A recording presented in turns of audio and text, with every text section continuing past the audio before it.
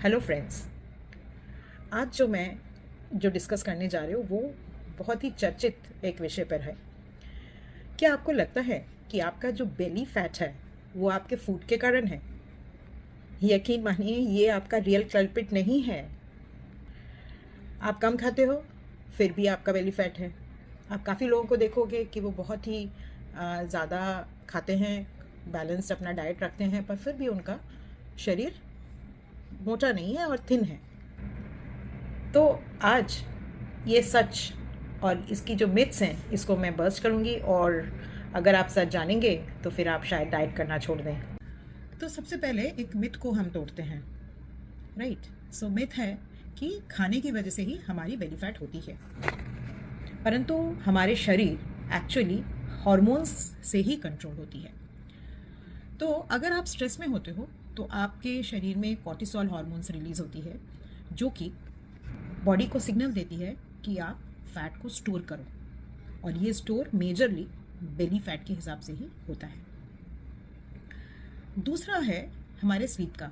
अगर हम दिन में 6 से 7 घंटे से कम सोते हैं तो हमारे जो हंगर हार्मोन्स है वो इफेक्टेड होते हैं, जिसके कारण हमको ओवर ईटिंग या शुगर क्रेविंग्स होती है, जो कि हमारे फैट एक्यूमुलेशन कर सकता है, बेली फैट को बढ़ा देता है।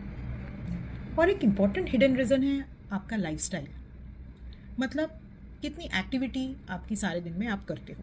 अगर आप सारा दिन बैठे रहते हो तो ये भी एक मेजर कारण है। अगर आप जिम में जाते हो, सपोज 1 घंटा आप जिम करते हो और बाकी 10 घंटा आप इनएक्टिव रहते हो, बैठे रहते हो, फिर भी आपका बेली फैट बढ़ सकता है।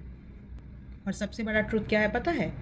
आपकी बॉडी जो है वो सोचती है कि सर्वाइवल मोड में मुझे ये बेली फैट को स्टोर करके रखना चाहिए, क्योंकि बॉडी को लगता है कि अगर आप स्ट्रेस में हो या किसी तरह के डेंजर में हो तो ये बेली फैट स्टोर करके रखना चाहिए।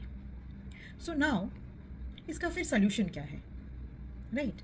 सो खाने का एक इम्पॉर्टेंट तो मैटर है ही, साथ में हमको देखना पड़ेगा कि रूट कॉजेज़ क्या हैं जिसको हम फिक्स करें, जिससे हमारे बेली फैट कंट्रोल में रहे।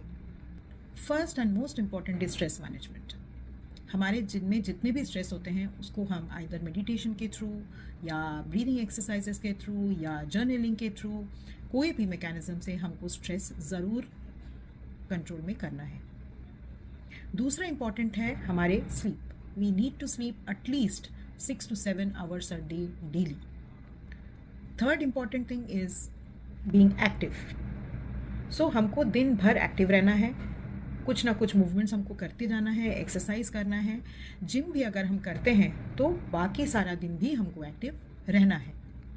फोर्थ, डेफिनेटली बैलेंस डाइट करना है, जहाँ पे proteins, fibres and important nutrients हमारे डाइट में शामिल हों।